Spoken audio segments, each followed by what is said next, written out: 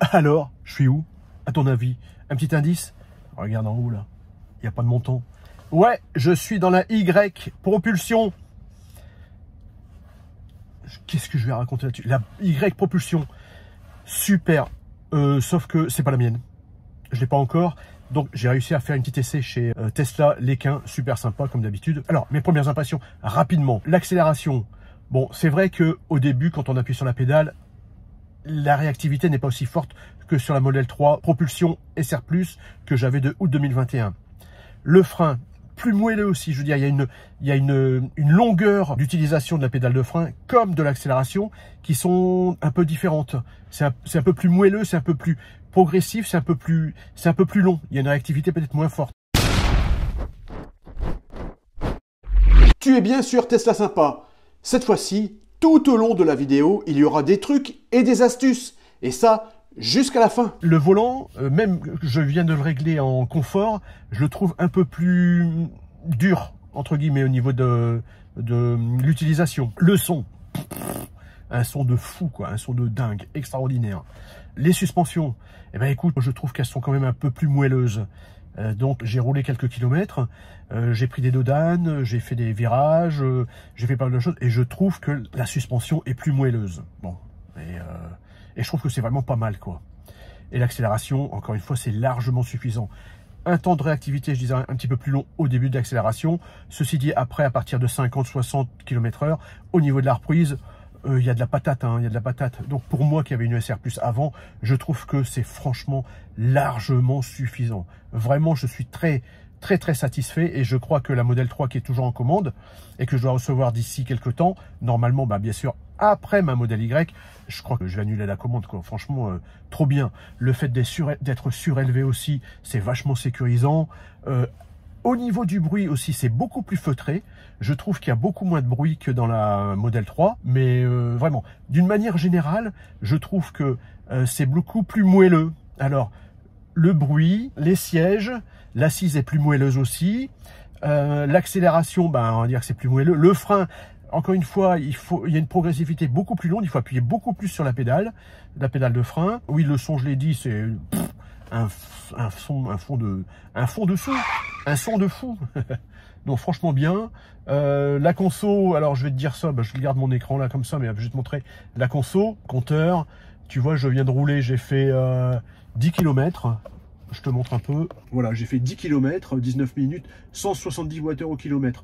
170 Wh au kilomètre, bon tu vois c'est pas beaucoup en fait quand tu vois le compteur, il y en a qui sont, en moyenne c'est monté à 205. La Y, la neuve, elle a 125 km. Bon, les mecs qui ont essayé avant, ils ont tapé dedans, comme moi d'ailleurs. Donc, on ne peut pas vraiment se rendre compte de la consommation avec 10 km ou même 125 km. Mais j'attends d'avoir la mienne, normalement bientôt. Et dès que j'aurai la mienne, je ferai un test global plus important sur un nombre de kilomètres beaucoup plus important.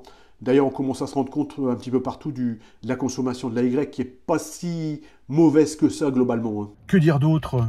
Ouais, bah tiens, il y a le soleil qui se lève là, qui arrive, ça me fait...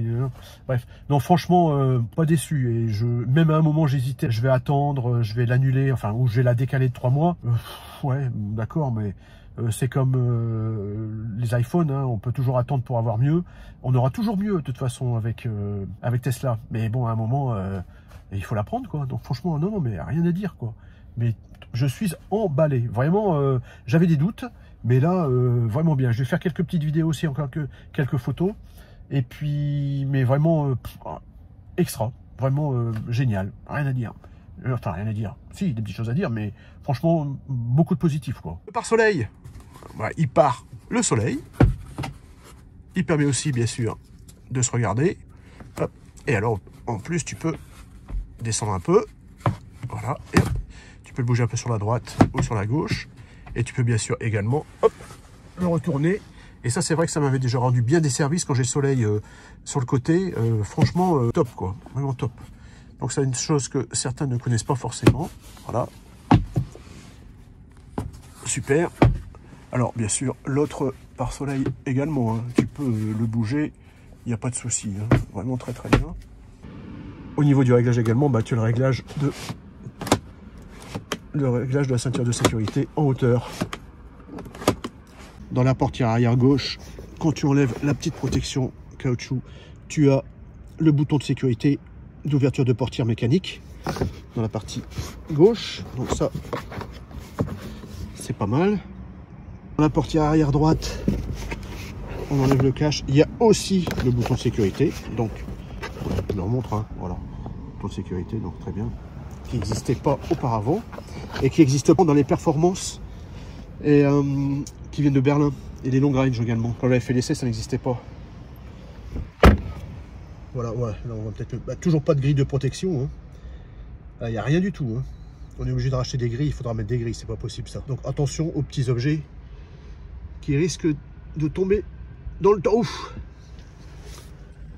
Les sièges, les 3 cm de plus, le siège gauche et le droit, non, il n'y a pas, c'est toujours les sièges, les mêmes sièges qu'avant. Siège qui s'ouvre comme ça, donc il n'y a pas de problème. Bien sûr, et il y a les 3 positions. Voilà, 3 positions de dossier. Bon, le coffre, un coffre de ouf. Hein. Hop, c'est beaucoup plus pratique qu'avant. Voilà, hop. Il suffit de lever un peu, hop, hop, comme ça. Ça pendouille un peu, on peut le relever. Ici, énorme, énorme. Là, tiens, il y a une position intermédiaire. Ah bah oui, il tient tout seul. Il tient beaucoup mieux, tiens, comme ça, qu'auparavant. À chaque fois, avant, il retombait.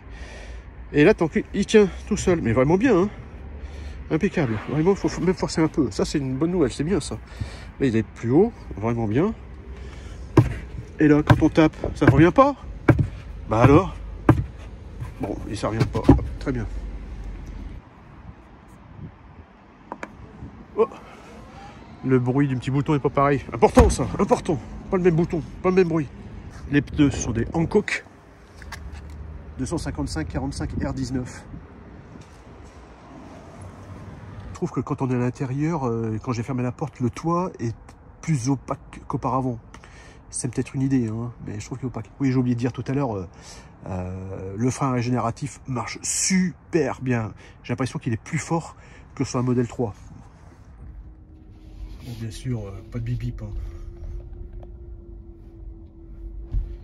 Il y a le bruit spatial pour la marche arrière. Mais bon, pas de bip bip.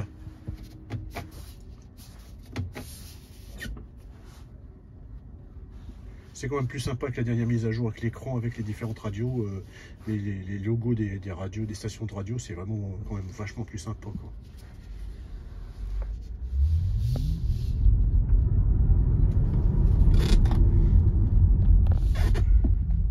Je vais tout droit. Hey, c'est moi là. Magnifique. Qu'est-ce que c'est beau. Alors pas de bip bip.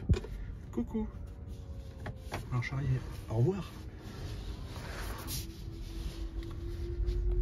Non, c'est franchement une bonne bagnole. Ouais, je disais, le frein régénératif, il régénère mieux.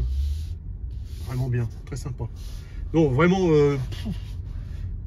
non, forcément, faut pas le faire. Faut pas y aller, chef.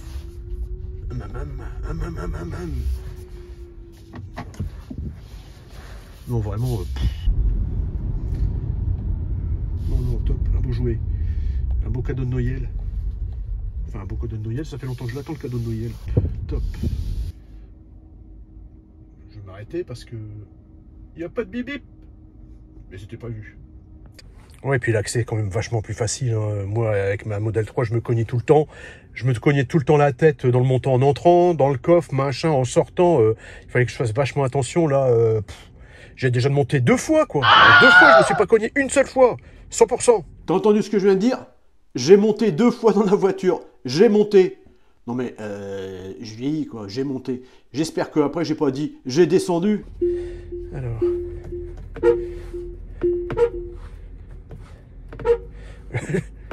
Klaxon. Bizarre le klaxon. Bon voilà, maintenant je suis dans la Model 3 Performance. Un petit conseil, ne fais pas ça. Donc si tu achètes la Model Y, propulsion, tu n'essaies pas la Model Performance ni avant ni après, parce que effectivement, bon, ça n'a rien à voir. Alors ce ne sont pas du tout les mêmes véhicules, hein, mais ça c'est clair. Mais Franchement, au niveau de l'accélération, on a la patate tout de suite. Au niveau de la pédale, tout de suite, c'est instantané. Et le frein également. Donc, il y a vraiment une différence de course entre la pédale d'accélération des deux véhicules et au niveau du frein également. Dans la Y, c'est beaucoup plus progressif, c'est beaucoup plus moelleux et il faut aller beaucoup plus loin pour les deux pédales. Après, le reste ici, tu connais, hein, enfin bon, on n'est pas dans le même monde, quoi. Donc, ça rejoint un petit peu ce que je disais dans mes autres vidéos. La modèle Y, c'est plutôt un véhicule pépère, entre guillemets, même si, attention, hein, il y a ce qu'il faut où il faut. Hein, on s'amuse bien, hein, je te l'ai dit tout à l'heure, moi, je me régale avec, il n'y a pas de problème. Bon, et ici, les sièges, alors, la suspension, ici, je la trouve pas mal non plus. Les sièges sont plus durs. Je trouve les sièges plus moelleux, là aussi, dans la Y. Les suspensions, c'est relativement la même chose, je pense. Donc, voilà. Après, le reste, on connaît. Hein, voilà, mais c'est une super bagnole. J'ai déjà dit. Hein. Top. Bon, alors par contre, dans les sièges, dans les portières arrière, il n'y a rien. Hein, rien du tout. La même chose que tout à l'heure, mais dans la modèle 3. Hop, marche avant, ça ira mieux, chef. Hop, voilà. Tac.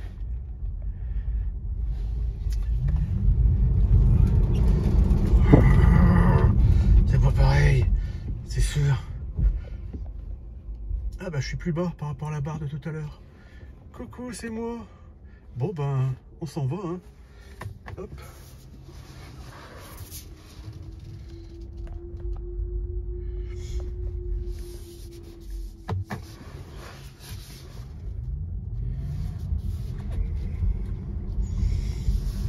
C'est pas mal, c'est bien. Je trouve tout bien de toute façon. Je dis ça, chacun va y trouver son bonheur chez Tesla. Après, c'est une question de, un petit peu quand même, une question de moyens financiers, bien sûr. Mais bon, entre la modèle Y et la modèle 3, et après quand il y aura la Tesla modèle 2, modèle tout ce qu'on veut, tiens, c'est pas mal ça. Tesla modèle 2, modèle tout ce qu'on veut, et ben, il y aura encore un large choix, un éventail encore plus large. Bah, je trouve, oui, bah, là c'est normal, c'est pas les mêmes roues, hein. Donc c'est normal que ce soit un petit peu plus dur quand même sur celle-ci. Je sais pas si tu as remarqué, mais si je devais résumer un petit peu la Tesla modèle Y, je la trouve plus moelleuse. Je sais pas si je l'ai dit, moelleuse. Ouais, il y a quand même un sentiment de sécurité, un sentiment de... Elle est plus cossue, je trouve qu'elle est mieux finie. Voilà, ça c'est mon ressenti par rapport à ce que je peux ressentir dans cette voiture par rapport à la modèle 3 que j'avais auparavant. Alors pour en revenir à ce que je disais, bah oui, il faut la prendre. Oui, bah moi je la prends parce que je ne peux pas faire autrement, j'ai revendu ma modèle 3, donc j'ai plus de voiture, ça va faire bientôt un mois que je n'ai plus de bagnole. Après, il y en a qui disent qu'ils veulent la garder, qui ne veulent pas la garder. Il y a plein de paramètres qui rentrent en compte, hein, dans la mesure où... J'en ai discuté pas mal d'ailleurs avec quelques personnes.